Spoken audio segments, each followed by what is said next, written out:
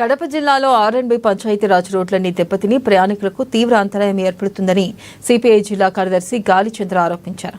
స్థానిక చిన్నచెప్పలిలో దెబ్బతిన్న రోడ్డును పరిశీలించారు. గర్భిణీ స్త్రీలు పొరపాటున ఆటోలో ప్రయాణిస్తే దారిలోనే ప్రసవించే ప్రమాదం పొంచి ఉందని, తక్షణం రోడ్ల మరమ్మతులకు నిధులు కేటాయించి యుద్ధ ప్రతిపాదకన పూర్తి చేయాలని డిమాండ్ చేశారు.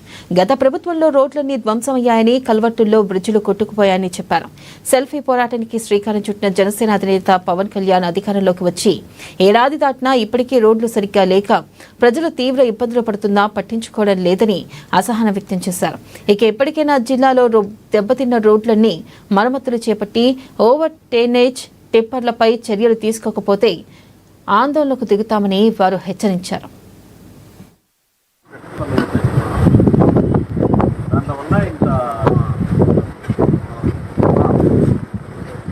ప్రధానంగా కమలాపురం మండలం చిన్నచెప్పలి దగ్గర రోడ్లను పరిశీలించడం జరిగింది. ఇందులో చిన్నచెప్పలి దగ్గర ఉన్నటువంటి అటు ఆయసపల్లె మీదుగా ఐవారపల్లెకు పోయేటువంటి రోడ్డు కావచ్చు, ఇటు పొడదుర్తి వెంకటాపురం మీదుగా పోయేటువంటి వీరపనాంపల్లె రోడ్డు కావచ్చు.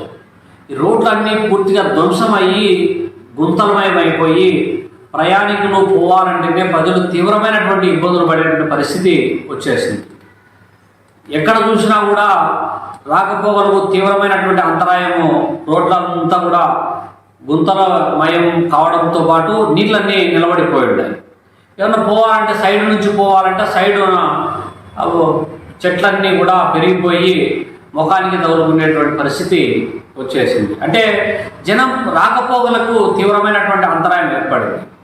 పైగా ఎవరైనా పొరపాటున ఆటోలో ఒక గర్భిణీ స్త్రీ ప్రయాణం చేస్తే ఆ గుంతల దగ్గర ప్రయాణం చేయడం అంటే అక్కడే డెలివరీ అయ్యేటువంటి ప్రమాదం పొంచి ఉన్నటువంటి పరిస్థితి. దీనికి అంతటికీ కారణం ఏమంటే ఇవాళ ఇసుక టిప్పర్లు కావచ్చు, కంకర టిప్పర్లు కావచ్చు, ఐరన్ ఓరు టిప్పర్లు కావచ్చు, ఇవన్నీ కూడా సామర్థ్యానికి మించి అవి బాడీ లెవెల్కే కాకుండా పైన ఒక 2 మీటర్ల ఎత్తులో నింపుతున్నారు.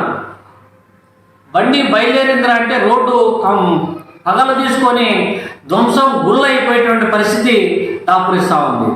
ఎక్కడే నియంత్రణ లేదు, పర్యవేక్షణ లేదు, కంట్రోల్ చేసే పరిస్థితి లేదు. ఈ విధమైనటువంటి విచ్చలవిడితనం వల్ల ప్రజలు తీవ్రమైనటువంటి ఇబ్బందులు పడతా ఉన్నారు. పోయిన ప్రభుత్వంలో పవన్ కళ్యాణ్ రోడ్లన్నీ ధ్వంసమైనాయి, రోడ్లు నిర్మాణం లేదు, పగిలిపోయిన రోడ్లకు మరమ్మతులు లేవు, పడిపోయినటువంటి బ్రిడ్జీలు కల్వర్టులకు మరమ్మతులు చేయడానికి కూడా డబ్బులు కేటాయించడం లేని పోయిన ప్రభుత్వం పైన తూర్పారబట్టి సెల్ఫీ పోరాటం అనే ఒక పెద్ద యుద్ధ వీరుని మాదిరి పోజు కొట్టాడు. కానీ ఇవాళ ఏడాది కూటమి ప్రభుత్వం వచ్చి, కూటమి ప్రభుత్వంలో కూడా ఏమైనా ఉందంటే అక్కడ ఉన్నటువంటి గుంతలు తప్ప ఏమీ కానీ ఎక్కడే కానీ నిర్మాణం జరిగినటువంటి